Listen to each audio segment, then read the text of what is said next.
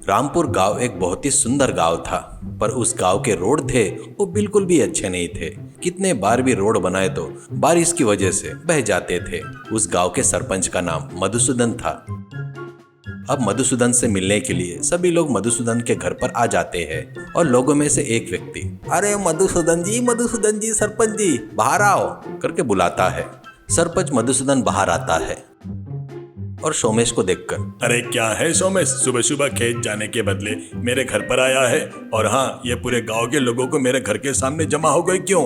ऐसा कहता है केयरलेस तरीके से सोमेश। अरे वो बात नहीं है मधुसूदन जी, अरे ओ सॉरी माफ करना सरपंच जी, आप हमेशा रोड बनाते हैं पर वो रोड बह जाते हैं। आपको पता है ना, अपने गांव के सभी लोग इसी रोड पर से और हम लोग फसल काट कर लाते हैं। लोग को चलकर जाना होता है तो कहीं भी जाना होता है तो इसी रोड से जाना पड़ता है ना, वो भी है ना, और एक इसी रास्ते से ही है, वो भी खराब हो जाता है।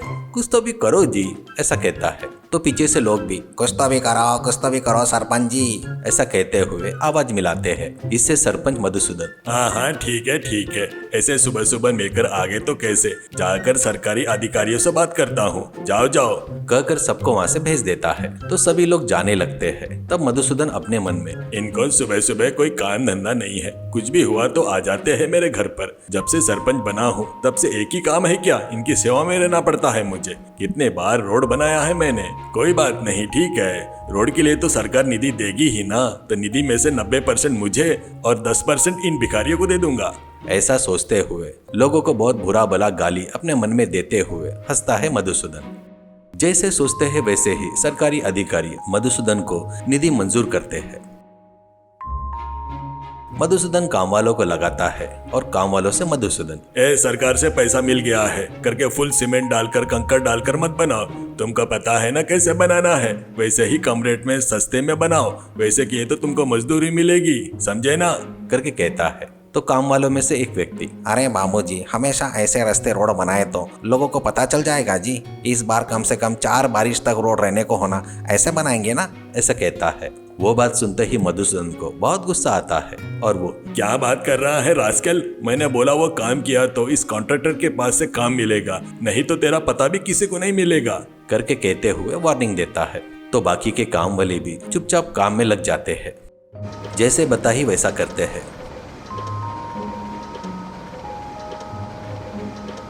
सोचे वैसे ही रोड का काम हो जाता है।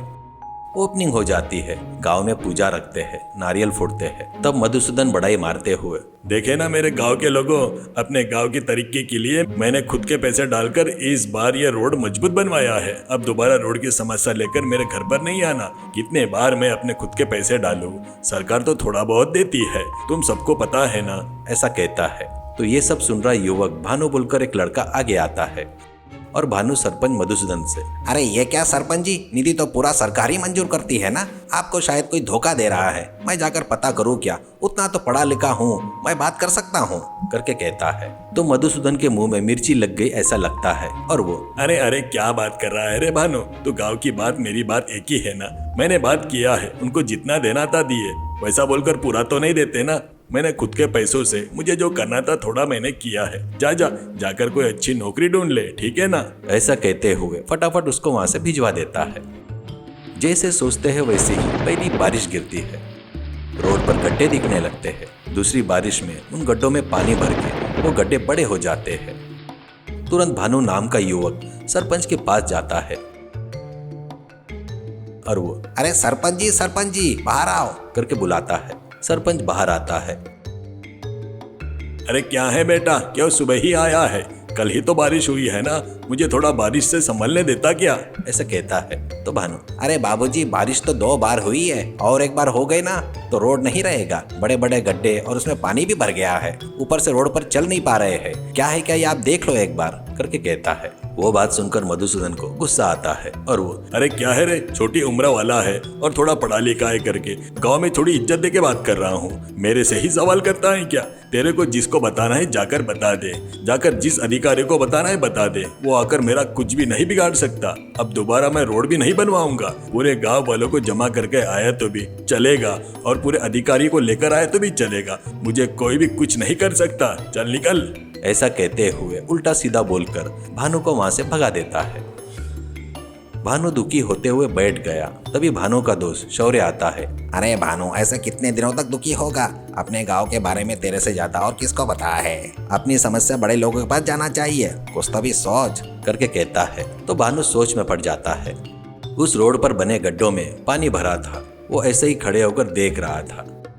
तभी वहां से एक बुढ़िया आती है और वो बुढ़िया का नाम बना बाई था। और वो बुढ़िया भानु को देखकर, क्या रे नाती, इसमें पौधे लगाकर खेती करेगा क्या? उतने बड़े बड़े गड्ढे हैं, उसमें पानी भी भरा है और पूरा रोड टूट फूट गया है, करके पूछती है।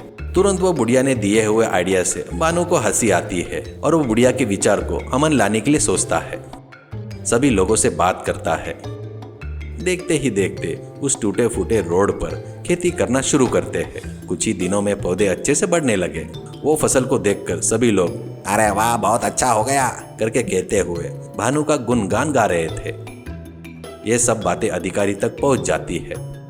इससे सरपंच मधुसूदन भागते हुए आता है और मधुसूदन भानु और लोगों को देखकर, ईमानदारी से ये सब निकाल दो, मुझे रोड बनाना है। तो भानु मैं नहीं मानूंगा, अधिकारी लोगों को आना पड़ेगा, ऐसा कहते हुए जिद करने लगता है। तो भानु के पीछे लोग भी, हम भी नहीं मानते, भानु बेटा जो कहेगा वही होगा, करके कहते हैं। इससे अधिकारी लोग आते हैं और वहां की परिस्थिति को देखकर और सरकारी अधिकारी में से एक अधिकारी सरपंच मधुसूदन से, मधुसूदन जी, अब आप हट जाओ, अब से ये जिम्मेदारी हम भानु को सौंप रहे हैं, ये कॉन्ट्रैक्ट अब पूरा यही करवाएगा। ऐसा कहते हुए थोड़ा जोर देकर कहते ही मधुसूदन चुपचाप वहां से चला गया। अब भानु के अंडर में उस गांव में बहुत अच्छे रोड बनते हैं और सभी लोग खुशी से जीने लगते हैं।